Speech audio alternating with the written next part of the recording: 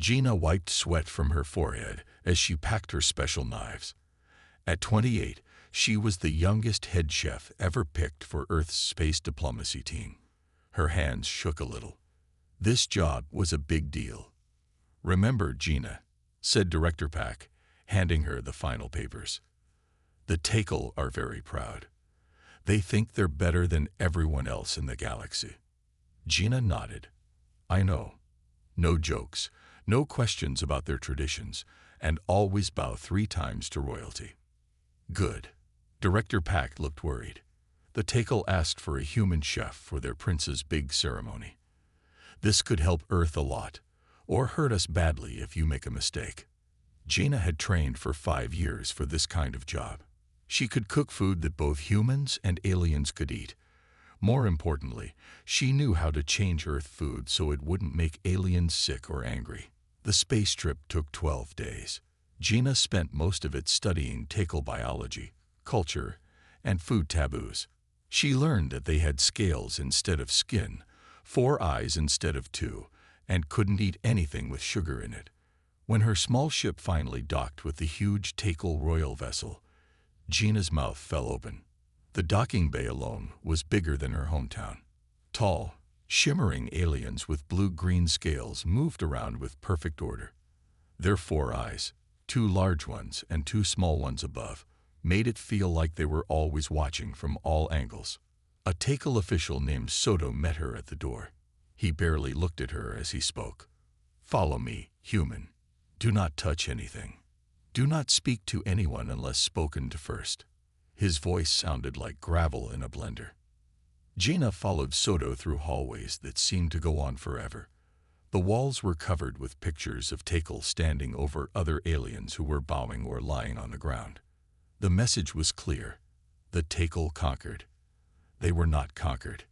The kitchen was enormous. At least 20 Takel chefs moved around, cooking strange foods that bubbled and steamed. The smells were both good and terrible at the same time. "This is the human cook," Soto announced to everyone, then left without another word. The kitchen got quiet. All 4 eyes of every Takel turned to look at Gina. She forced herself to stand straight, though she felt small among these 8-foot-tall aliens. A Takel with red markings on his scales stepped forward. "I am Doro, head royal chef. You will work under my orders only." His English was better than Soto's but still rough. "Your Earth food is simple and boring, but Prince Keto wants to try it. You will make 3 dishes for the royal ceremony in 5 days." Gina bowed her head. "Thank you for allowing me in your kitchen, head chef Doro.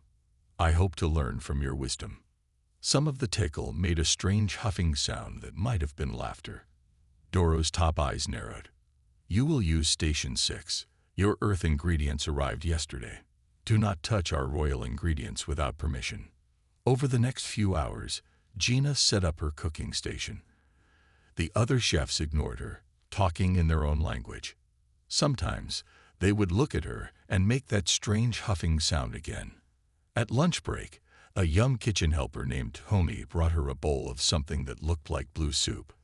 "Safe for humans," Tommy said in broken English. "No poison." He seemed nicer than the others. "Thank you," Gina said. The soup tasted like salty fish and metal, but she ate it all to be polite. As she finished, the kitchen suddenly went completely silent. All the Takel dropped to one knee, heads bowed. Gina quickly did the same, though she wasn't sure why. "Rise," said a young voice. Gina looked up to see a smaller Takel enter. His scales were brighter than the others, and he wore a complex metal band around his head. This had to be Prince Keto. The prince walked straight to Gina's station and looked at her with all 4 eyes. "So you are the human chef?" he asked. His English was perfect. "I look forward to trying your Earth food at my naming ceremony. Tell me, is it true humans only live for 100 years? All eyes in the kitchen turned to Gina. Her big diplomatic mission had officially begun. "Most humans live about 80 years, Your Highness," Gina said to Prince Keto. She noticed how the other Takel chefs watched her carefully. The prince tilted his head. "So short? We Takal live for 300 years. No wonder your kind rushes around the galaxy so quickly. Head Chef Doro stepped forward. Prince Cato, this human is busy preparing for your ceremony. Perhaps you would like to see the royal desserts instead. The prince waved a four-fingered hand. I have seen royal desserts for 50 years, Doro. Human cooking is new. He turned back to Gina. Continue your work. I will watch. This was not in Gina's plan. Having the prince watch her cook put huge pressure on her. Still, she began chopping vegetables and heating a pan. As she worked, Prince Cato asked many questions. Why do you use fire? We stopped cooking with fire 1,000 years ago. Earth food tastes best with a bit of char, Gina explained. The burning of sugars creates new flavors. Interesting. And what is that green plant? Basil. It's an herb that adds flavor. For an hour, Prince Cato watched and asked questions. The other chefs looked more and more angry. When the prince finally left, Head Chef Doro marched over to Gina's station. Do not think you are special, human, he hissed. The prince is only curious about you like one might be curious about a bug. Gina kept her face calm. I understand, Head Chef. Good. Now clean your station and be ready for tomorrow. You will prepare test dishes for me to approve. The next day was hard. Gina made 3 earth dishes: grilled fish with lemon, roasted vegetables, and a special bread. She carefully removed all sugar and other things that would harm Tekal, but Doro rejected them all. Too simple, too bland, not fit for royalty, he said. Gina tried again the day after. And again, Doro rejected everything. By the 3rd day, Gina was getting frustrated.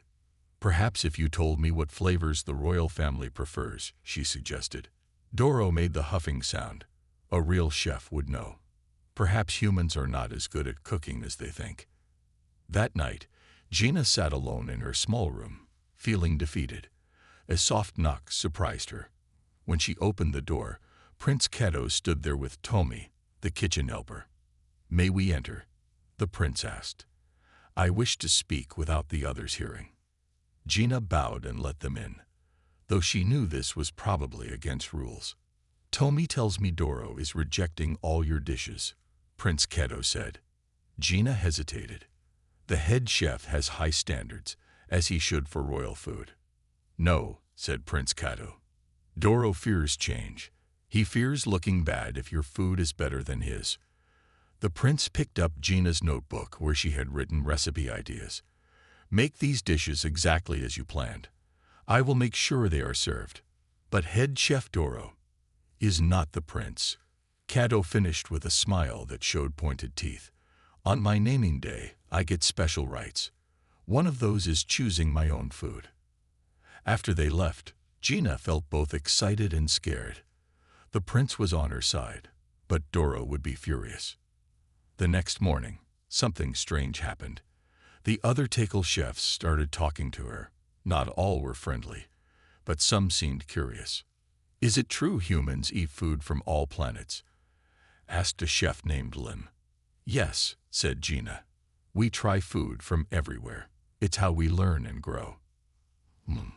Takal only eat Takal food and a few approved foreign dishes, Lim replied. Later, Tomi sneaked over to her station. Be careful, he whispered. Doro told King Mero that you are trying to poison the prince with strange ideas. What? Gina nearly dropped her knife. I'm just cooking. Tomi shook his head. To Takal royalty, new ideas are more dangerous than poison. And the king. He shuddered, all 4 eyes blinking rapidly.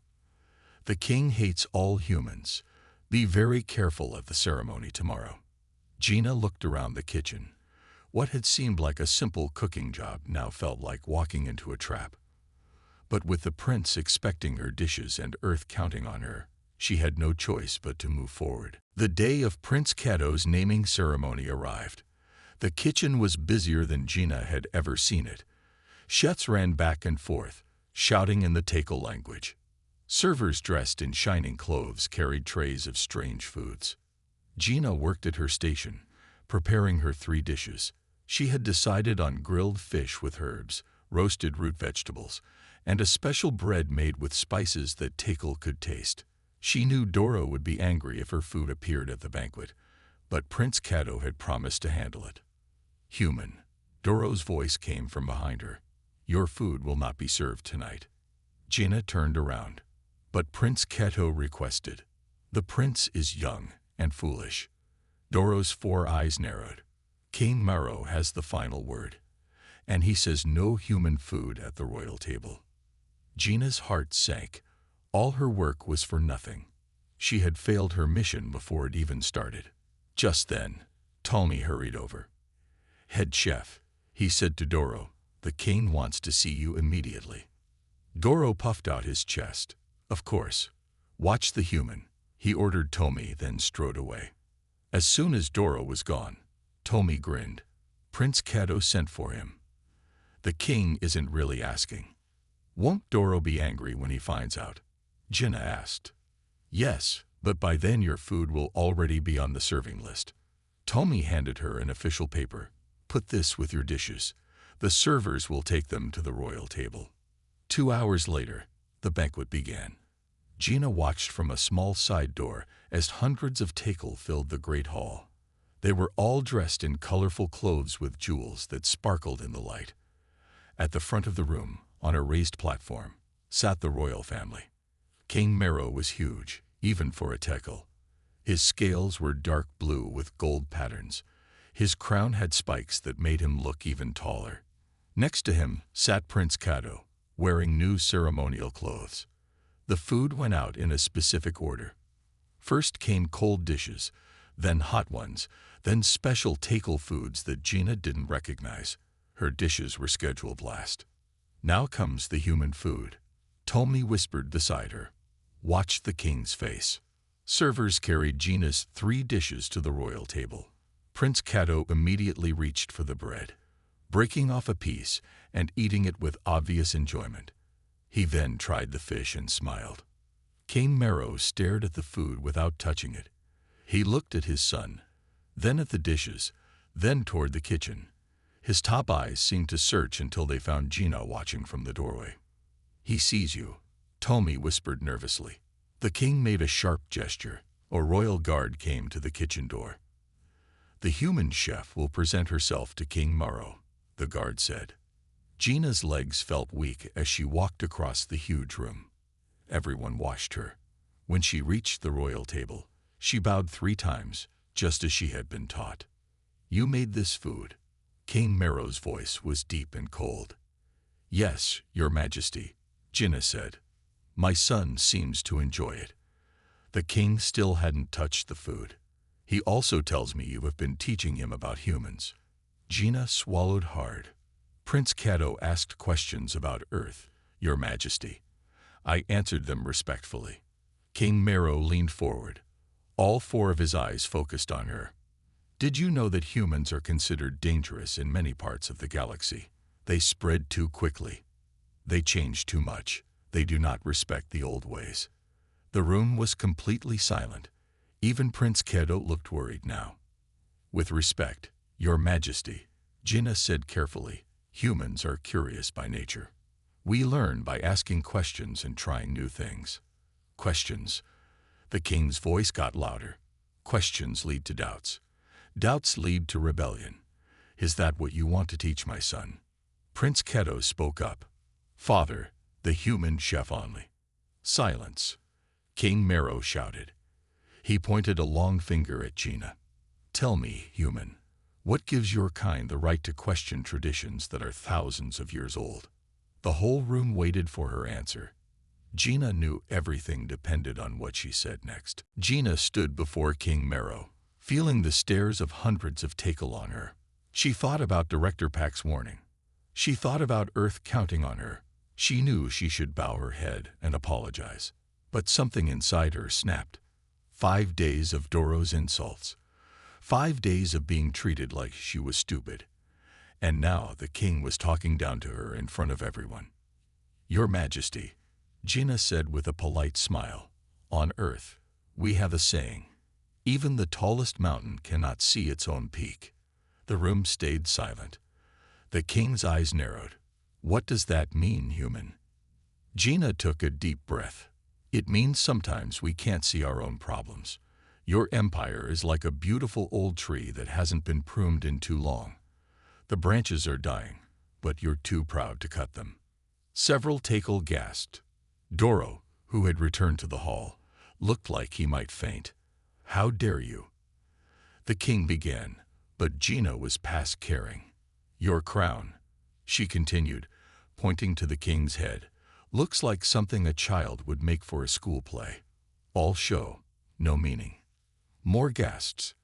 But Gina noticed something strange. Prince Keto was covering his mouth, his shoulders shaking. Was he laughing? And your royal ceremonies, Gina went on, are like putting gold paint on a broken spaceship. It still won't fly. Prince Keto couldn't hold it anymore. He burst out laughing, a strange warbling sound. A few younger Takal in the crowd made the same sound. They were laughing too. This is how humans talk to each other when we're being honest, Gina explained. We call it a roast. We use humor to point out hard truths. King Mero stood up, his scales darkening with rage. Guards, remove this human at once. But Prince Keto was still laughing. Father, she's right. Our ceremonies are dull. Our crown does look silly. And we haven't changed anything in 500 years.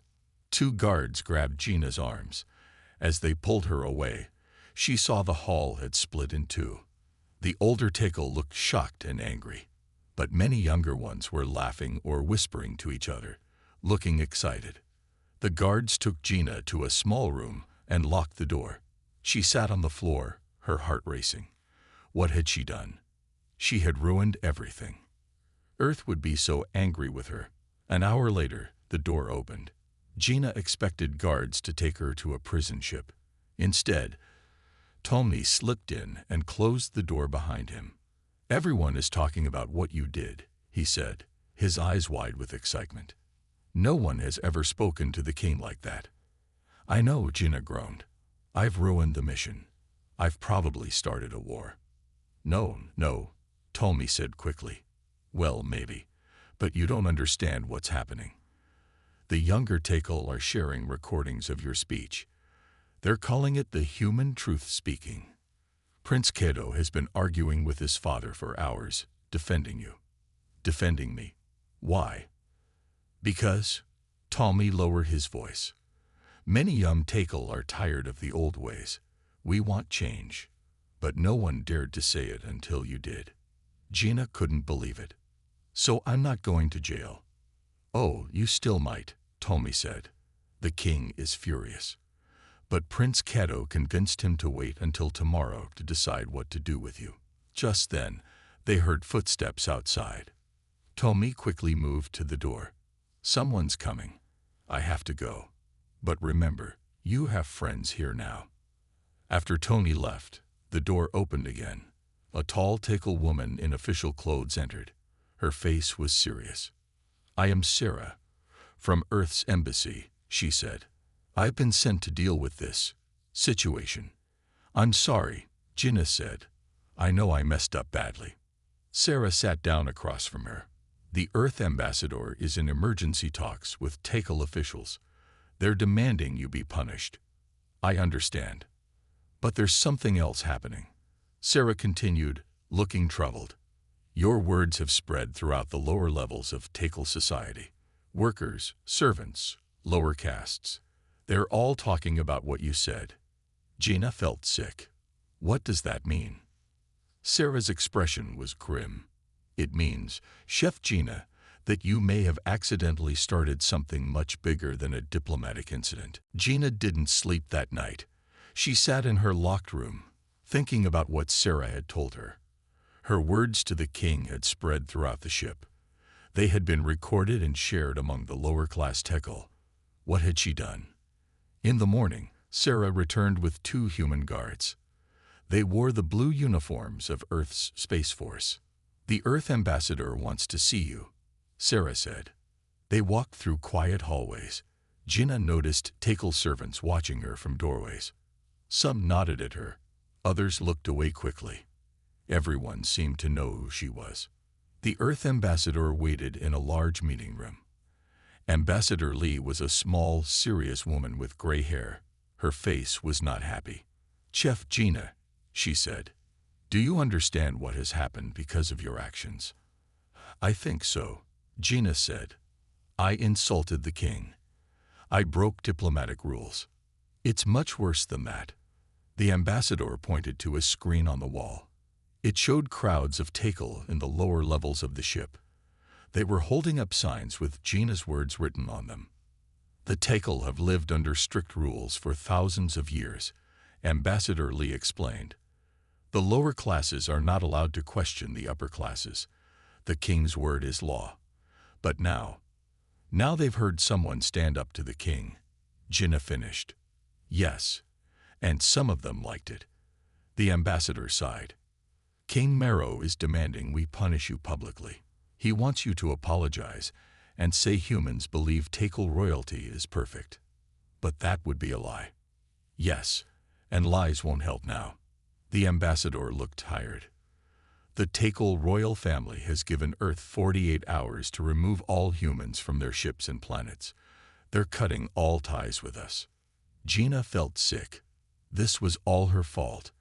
Earth had been trying to build a relationship with the powerful Takel for years. Now it was ruined because she couldn't control her temper. A knock on the door interrupted them. A royal guard entered. "Prince Keto requests to see the human chef," he announced. Ambassador Lee frowned. "That's not a good idea right now." "The prince says it's urgent," the guard insisted. After a moment, the ambassador nodded. "Very well. But I'm coming too." They followed the guard to a small side room. Prince Keto was waiting alone. He looked different today, more serious, less like the curious young prince from the kitchen. "Thank you for coming," he said. "What I have to say must stay secret." Ambassador Lee looked suspicious. "What is this about, Your Highness?" "My father is making a mistake," Prince Keto said. "Cutting ties with Earth won't solve the real problem." "Which is?" the ambassador asked. "That many Takel want change." The prince turned to Jinnah. "Your words gave them courage. Your roast showed them they can question authority." "I didn't mean to cause trouble," Jinnah said. "I know, but sometimes big changes start with small actions." Prince Keto looked nervous. "My father doesn't know I'm here. He thinks I'm resting after the ceremony. But I had to warn you." "Warn us about what?" Ambassador Lee asked. "There are reports of protests starting in the lower levels," the prince said. "Workers refusing orders. Young nobles asking questions that were never allowed before. My father is sending soldiers to stop it." Jinnah gasped. "He's going to hurt people because of what I said." "My father believes in keeping order above all else," Prince Keto said sadly. "But I think this was going to happen someday. You just made it happen now." A loud alarm suddenly blared through the ship. Red lights flashed in the hallway. "What's that?" Jinnah asked. Prince Kato's 4 eyes widened. "That's the emergency alarm. It only sounds when." The door burst open. Tomi rushed in, looking scared. "Your Highness, the reformers have taken control of engine level 3. They're calling themselves the Roasters and demanding changes to our laws." Prince Keto stood very still. "It has started," he said quietly. "Sooner than I feared." Ambassador Lee grabbed Jinnah's arm. "We need to get all humans off this ship now. This is turning into a civil conflict." As they rushed toward the door, Prince Keto called out, "Wait." He looked at Jinnah with all 4 eyes. "The people who are standing up, they're using your words, your way of speaking truth to power. They need a voice. They need someone who understands how to change things without destroying everything." "What are you saying?" Jinnah asked. "I'm saying," the prince replied, "that you started this, and you might be the only one who can help us find a peaceful way through it." The alarms kept blaring as Jinnah, Ambassador Lee, and Prince Keto hurried through the hallways. Takel rushed in all directions. Some looked scared, Others looked excited. "We need to get to the Earth shuttle," Ambassador Lee said. "All humans are leaving." "But Prince Cato said they need help," Jinnah replied. The ambassador frowned. "Our orders are clear. This is a Takal problem now." As they turned a corner, they ran into a group of royal guards. The lead guard pointed at Prince Cato. "Your Highness, the king orders you to return to the royal quarters immediately." "I will go shortly," Prince Cato said. "Now, Your Highness," the guard insisted, "and the humans are to be escorted to their shuttle." Jinnah could tell something was wrong. The guards were too tense, their hands too close to their weapons. Prince Cato must have noticed too, because he stepped in front of Jinnah and the ambassador. "I am still your prince," he said firmly. "You will let us pass." For a moment, no one moved. Then, a loud explosion shook the whole ship. The lights flickered. In the confusion, Tomi appeared from a side hallway. "This way," he shouted. Quickly, Jinnah, the ambassador, and Prince Cato followed Tomi down a narrow service corridor. Behind them, they heard guards shouting. "What's happening?" Jinnah asked as they ran. "The lower levels have risen up," Tomi explained. "They're calling for changes to Takal law. Equal treatment for all castes. Freedom to question traditions. And my father is fighting back," Prince Cato added grimly. They reached a small door that Tomi opened with a special key. Inside was a service elevator that workers used. "This will take us to level 6, Tomi said. "The reformers control that area." Ambassador Lee stopped. "I cannot go with you. I have to reach the Earth shuttle and organize the evacuation of our people." "It's too dangerous to go alone," Prince Cato said. "I have an emergency beacon. Our guards will find me." The ambassador looked at Jinnah. "Chef Jinnah, you should come with me." Jinnah looked at Prince Cato and Tomi, then back at the ambassador. She thought about how this all started with her words. Could she really leave now? "I'm sorry, Ambassador," Jinnah said. "I need to help fix what I started." Ambassador Lee nodded slowly. "I understand, but be careful. And remember, you're still representing Earth." After the ambassador left, Jinnah, Prince Cato, and Tomi took the service elevator down. When the doors opened on level 6, Jinnah gasped. The walls were covered with screens showing her face. Takal of all sizes moved around purposefully. Some carried tools. Others worked at control stations. A tall female Takal approached them. "Prince Cato, you've joined us." "I've come to understand what's happening, Hana," the prince replied. "And I brought the human who started it all."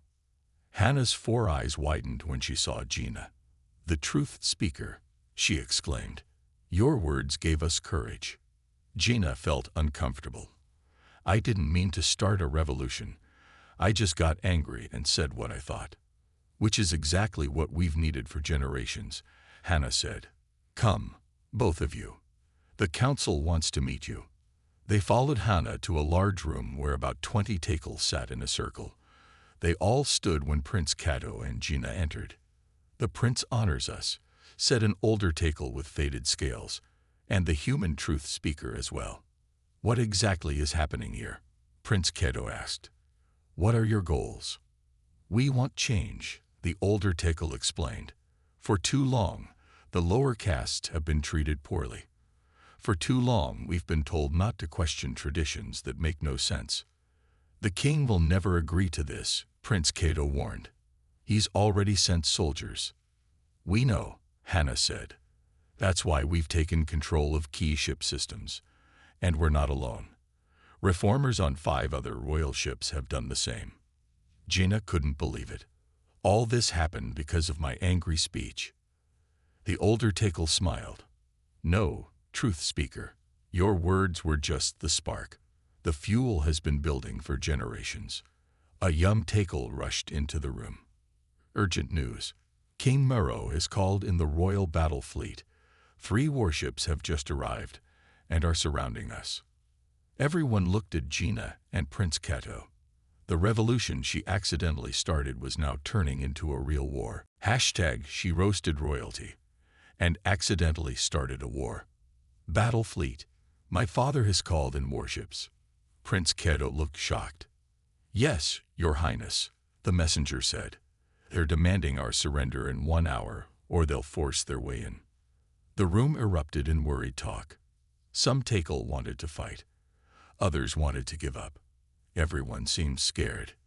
We need to talk to my father, Prince Keto said. This cannot become a bloodbath. The king won't listen to us, Hannah said bitterly. He never listens to anyone below his rank. Jaina had been quiet, trying to understand everything. Now she stepped forward. What if we use my mistake to fix this? She suggested. Everyone turned to look at her. What do you mean, truth speaker? Asked the older Tekal. I started this by speaking in a way that shocked everyone, Jaina explained. What if we do that again, but with a purpose? What if we find a way to make the king listen? Prince Keto nodded slowly. A human approach to a Takal problem. It might work. They quickly made a plan. Using the ship's communication system, they would broadcast a message to the entire fleet. Prince Keto would speak first, giving their plan royal weight. Then Jaina would speak, explaining why change was needed, but also calling for peace. But will the king even allow the broadcast? Jaina asked. Tomi smiled. We control the communication systems now. He can't stop it. 20 minutes later, they were ready. Jaina stood nervously in front of a camera. Prince Keto beside her. Hannah counted down with her fingers. 3, 2, 1. You're live to the whole fleet. Prince Keto spoke first. People of the Takal Empire, this is Prince Keto. I am safe and well. I stand with those who seek reform, not rebellion. We do not wish to overthrow my father or destroy our traditions. We wish to improve them. Then it was Jaina's turn. She took a deep breath. My name is Jaina, from Earth.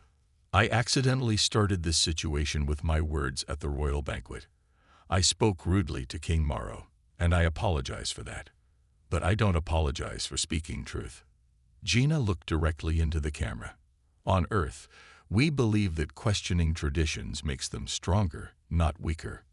Good ideas survive questions. Bad ideas should be changed. The Takal Empire has lasted thousands of years. It's strong enough to listen to its people. She continued, her voice growing more confident. King Maro, I challenge you to meet with the reformers. Listen to them. They love the empire as much as you do. They just want it to be better. Prince Keto stepped forward again.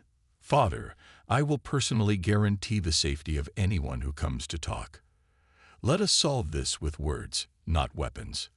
When the broadcast ended, they waited anxiously. Would the king respond? Would the warships attack? 10 minutes passed, then 20. Finally, a message came through. King Maro would speak with his son alone. It's a start, Prince Keto said. I'll go meet him. It could be a trap, Hannah warned. He is still my father, the prince replied. And still the king. Before Prince Keto left, Jaina gave him one last piece of advice. Remember what I did that started all this? I was honest. I didn't use fancy words or political talk. Just simple truth. Try that with your father. The prince nodded. I will. Hours passed while Prince Keto met with the king. The reformers prepared for the worst. If talks failed, the warships would attack. Jaina sat with Hannah and the older Takal, whose name was Boro. They told her more about Takal society and why change was needed. For 500 years, a Takal cannot move up from the caste they're born into, Boro explained. A worker stays a worker forever, even if they're smarter than a noble. And we cannot question any decision from above, Hannah added, even if it's clearly wrong. Just as they finished explaining, Tomi rushed in. Prince Keto is back, and he's brought someone with him. They hurried to the main hall. Prince Keto stood there, looking tired but hopeful. Next to him stood King Maro himself. The king's eyes found Jaina immediately. So, "Human," he said, "my son tells me you have ideas about how to improve my empire without destroying it." Gina swallowed hard. This was her chance to fix what she had started. Gina stood before King Mero, feeling everyone's eyes on her. The hall was completely silent. "Your Majesty," she began, "I think we need to talk openly, the way humans do." "Humans talk by insulting kings?" King Mero asked, but his voice was less angry than before. "No," Gina said. "We talk by being honest, even when the truth is hard. May I speak honestly now?" The king studied her with all four eyes. "Proceed." Gina looked around at the reformers, then back at the king. These people love the Takal Empire. They don't want to destroy it. They want to make it better. By disobeying their king. By taking over my ships. They felt they had no other way to be heard, Gina explained. For centuries, they'd been told to be quiet and follow rules, even rules that hurt them. Prince Keto stepped forward. "Father, the reformers have real concerns. I've listened to them. The caste system prevents talented people from rising. Outdated traditions waste resources. Other species see us as stuck in the past." King Mero's scales darkened slightly. "Our traditions have kept us strong for thousands of years. But the galaxy is changing," Gina said. "On Earth, we have a saying, adapt or die. Species that don't change get left behind." An uncomfortable silence followed. Then Hana spoke up. "Your Majesty, we don't want to fight you. We want to help the Empire grow stronger. But that means all Takal having a voice, not just the nobles." King Mero looked at Hana, then at the other reformers. For the first time, he seemed to really see them as people, not just subjects. "What exactly do you want?" he asked. Boro, the older Takal, stepped forward with a datapad. "We have written our requests, Your Majesty. 3 main changes. First, allow Takal to move between castes if they show talent. Second, create a council with members from all castes to advise you. Third, update our contact with other species, including humans." The king took the datapad and read silently. The room remained tense. Would he reject everything? Would he order arrests? Finally, King Mero looked up. "These are not as unreasonable as I expected." A wave of relief passed through the room. The king hadn't agreed yet, but he was listening. However, the king continued, "I cannot simply accept demands made under threat. The reformers must stand down first. Return control of the ships to their proper authorities." "And then what?" Hana asked. "Will you just punish us all afterward?" Gina had an idea. "What about a public debate?" she suggested. Everyone looked at her in surprise. "A what?" King Mero asked. "On Earth, we solve big disagreements with public debates. Both sides present their ideas. Everyone can listen. The best ideas win, not the person with the most power." Prince Keto nodded eagerly. "Yes, a Takal-style debate, but open to all castes. The reformers present their ideas, the traditionalists present theirs, and everyone can hear both sides. Broadcast throughout the Empire," Hana added. King Mero frowned. "This is not our way. The king decides." "Father," Prince Cato interrupted gently, "our old way has led us here, to the edge of civil war. Perhaps it's time to try something new." The king looked at his son for a long moment. Then, surprisingly, he turned to Gina. "You started this, human. Now you suggest how to end it.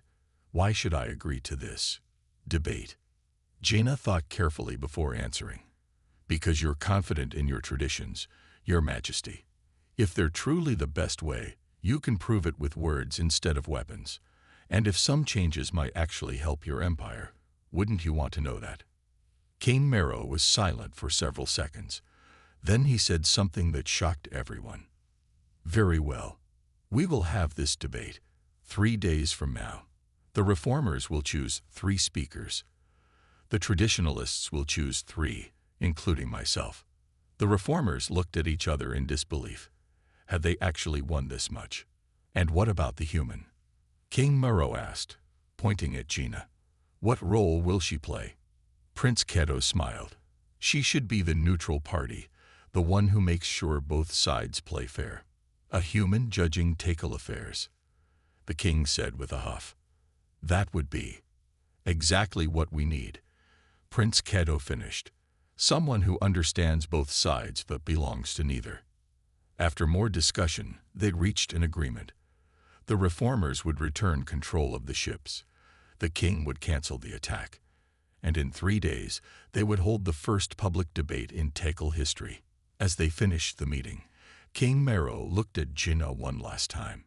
Human chef, he said, you have a strange power.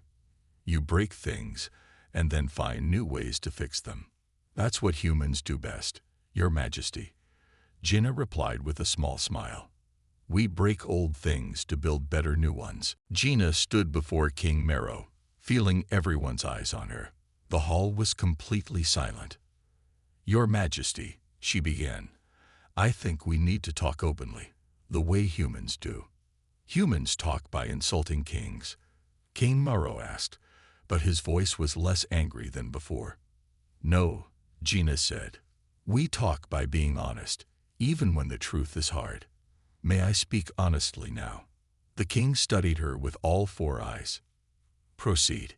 Gina looked around at the reformers, then back at the king. These people love the Takal Empire. They don't want to destroy it. They want to make it better. By disobeying their king. By taking over my ships. They felt they had no other way to be heard, Gina explained. For centuries, they've been told to be quiet and follow rules, even rules that hurt them. Prince Keto stepped forward. Father, the reformers have real concerns. I've listened to them. The caste system prevents talented people from rising. Outdated traditions waste resources. Other species see us as stuck in the past. King Mero's scales darkened slightly. Our traditions have kept us strong for thousands of years. But the galaxy is changing, Gina said. On Earth, we have a saying, adapt or die. Species that don't change get left behind. An uncomfortable silence followed.